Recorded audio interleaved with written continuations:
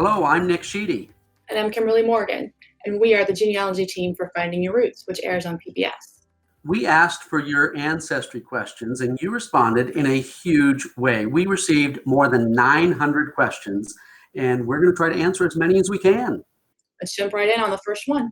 What's your recommendation for people just beginning to research their ancestry? The first recommendation is to talk to your living relatives, especially your older relatives. If you don't have grandparents living, do you have any great aunts or great uncles? Your parents, your aunts, your uncles, older cousins who might remember family stories and little details like that. But also be sure to ask them for some of the nuts and bolts of genealogy, like when and where did my grandparents die, or great grandparents, or how old were you when that person died? To give somebody some context, maybe if they say, I don't know when they died. Well, how old were you? And they say, I was about 12 years old. Well, now you can do the math.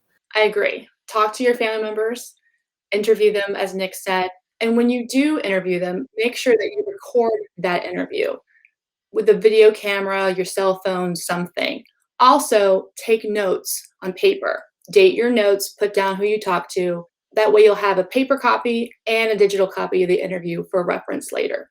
If you want to start researching your family history, go ahead and try to get a DNA test for the oldest members of your family and see if they'll take a DNA test. Yeah, that's excellent advice. And then when you get into the paper trail research, you need to keep in mind that right now, the 1940 census is the most recent census we have. The 1950 census is going to come out next year, but you need to get enough information to get back into the 1930s at this point to get into the US censuses and get back into the records that are easily accessible. So focus on getting enough information from your living relatives that you can dig in to the paper trail and you have an idea where to look and who you're looking for. Tips for researching beyond the internet. Absolutely. Even though we have millions of images, hundreds of millions of images of digitized records available to us at our fingertips now, we still have lots of microfilm. And one-stop shopping for microfilm is the Family History Library in Salt Lake City.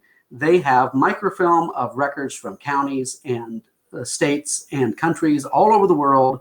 And so that's a great place to plan a research trip. If you need to look into multiple places, they're all in one spot, microfilmed records. Now, if you want to go to a particular state or county, you can look at historical societies, local state historical societies and local county historical societies, genealogical societies. State genealogical societies have great collections, often of compiled and indexed records that aren't available anywhere else.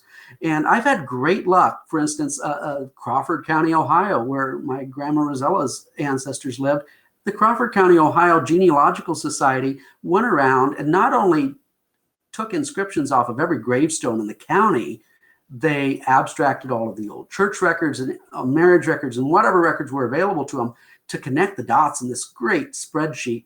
And so they have not only birth and death dates maybe off the gravestone, but also parents' names off to the right-hand side. And this is something just a local county historical society or genealogical society did. And I'm sure that those books are available different places, but they're all at the county library in Bucyrus, Ohio. So when you go and plan a trip and are going to go to a county courthouse, for instance, plan the trip and have some goals in mind. So you have specific goals in mind, so you use your time wisely, or you have specific record groups that you want to survey and look into. For instance, a particular county's probate records or deed records have never been microfilmed or digitized. This is the time to look at those records. So go in and make the most of your time by focusing on those records. Ask the county clerk, hey, where's the index for these? So you can quickly look through to see where the records for your people might be. I have a couple of very favorite offline resources. If you were researching a specific state or county, or you're planning a research trip to a specific state or county, my two recommendations are first, the local county courthouse, specifically county register of deeds offices and probate courts. Deeds and probate are two of my favorite records. collections to work with. I have literally found entire family trees outlined in deeds or real estate instruments like mortgages. When someone dies and they own property, that property has to be passed on to someone else, right? And oftentimes in deeds, you can find a list of children, women with married names. I found death dates for people that are not available. They died before death certificates were kept, but I found their death date in a deed. But genealogy isn't just about detective work, it's also a collaborative effort that involves some networking. If I'm going somewhere to a county, a state, or a city for a research trip, I always like to see if there's a local museum and or a local bookstore.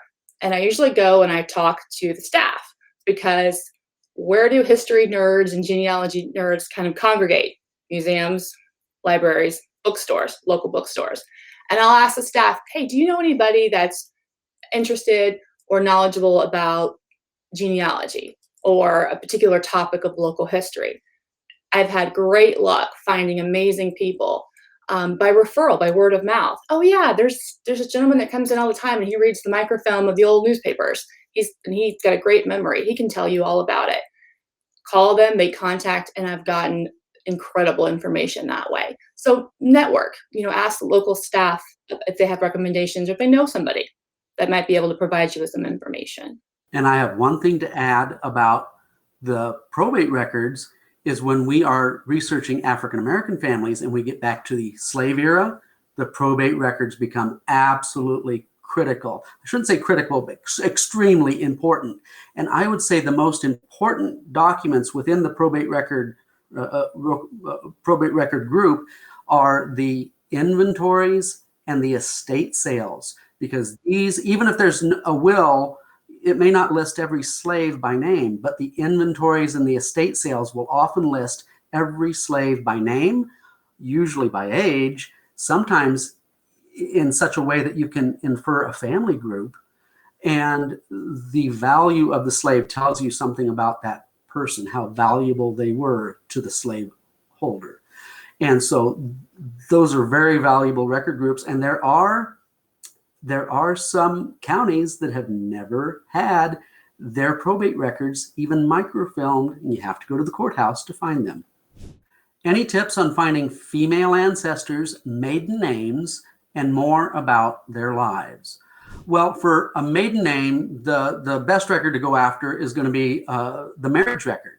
The marriage record, she's going to get married under her maiden name, hopefully. If she had been married previously, she may be listed in the marriage record as Mrs., so that means it's a first married name. And now you have her first married name and go back and look for her first marriage record and hopefully find her maiden name that way. Now, if you can't find a marriage record, or she lived in South Carolina where they didn't even keep marriage records until 1911, you might find a maiden name by searching for a death certificate for one of her children. Those usually asked for parents' names, and you often get the mother's maiden name from that. And then if they lived long enough to apply for a Social Security number, the Social Security number application also asked for parents' names, and you typically get a mother's maiden name from that as well. And those have been indexed at ancestry.com. They start in 1936, and the collection is called something like the Social Security Applications and Claims Index. Wow, those were some amazing questions. I hope we were able to give you some clarity and provide additional resources for you to continue investigating your own lineages. Thank you for tuning in and being part of the Finding Your Roots community. Be sure to check out your local listings for new episodes of Finding Your Roots on PBS.